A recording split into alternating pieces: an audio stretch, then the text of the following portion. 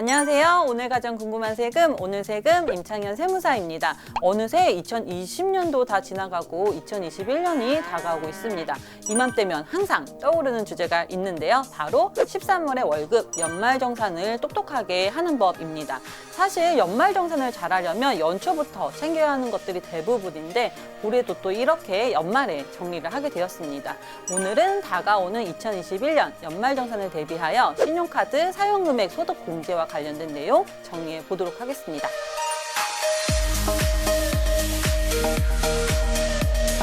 신용카드로 결제한 금액 모두 소득공제를 받을 수 있을까요? 총급여의 25%를 초과하여 신용카드를 사용한 경우 그 초과분에 대해서 연말정산 시 소득공제를 받을 수 있습니다.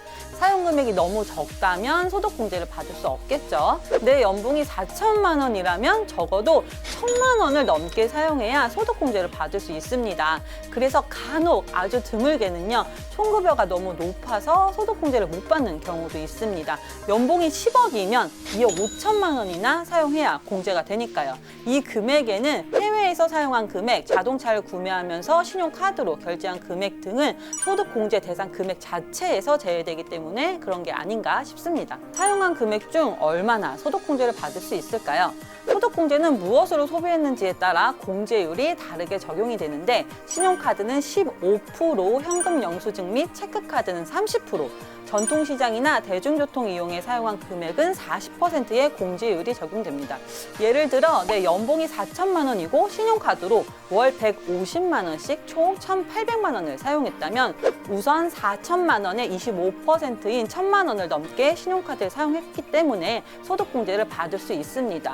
1,800만 원 중 1,000만 원을 넘는 800만 원에 대해서 소득공제를 받을 수 있는데 모두 신용카드로 사용하였으니 15%의 공제율을 적용하여 800만 원의 15%인 120만 원을 소득공제 받을 수 있습니다. 그럼 결국 얼마의 세금을 환급받게 되는 걸까요? 만약 연말정산 시 15%의 세율을 적용받는 근로자라면 120만 원의 15%, 18만 원의 세금을 지방소득세 포함 19만 8천 원의 세금을 환급받게 됩니다. 만약 공제율이 더 큰 체크카드를 사용했다면 동일하게 연 1,800만 원을 썼더라도 800만 원의 30%인 240만 원의 소득공제를 받아 36만 원의 세금을 지방세 포함 39만 6천 원의 세금을 환급받을 수 있습니다. 여러분, 체크카드를 쓰세요. 올해 상반기에 사용한 부분은 공제율이 다를까요? 네, 맞습니다. 올해는 코로나19 영향으로 침체된 경제 활성화를 위해 일부 기간 3월부터 7월에 사용한 금액에 대해서는 최대 80%까지의 공제율로 소득공제를 받을 수 있습니다. 작년보다 신용카드 사용 금액이 적거나 같아도 3월에서 7월까지 많이 사용했다고 한다면 공제를 더 받을 수 있는 거죠. 신용카드를 많이 쓰면 쓸수록 유리할까요? 사용한 모든 금액에 대해 소득공제를 받을 수 있는 것은 아니고 공제 한도가 있습니다. 그 한도는 올해 30만 원이 인상되었는데 총 급여 7천만 원 이하자는 330만 원, 7천만 원 초과 1억 2천만 원 이하자는 280만 원, 1억 2천만 원 초과자는 230만 원까지 공제가 가능합니다. 즉, 한도를 넘는 부분은 소득공제가 안 되니 무조건 많이 쓴다고 좋은 것은 아니겠죠.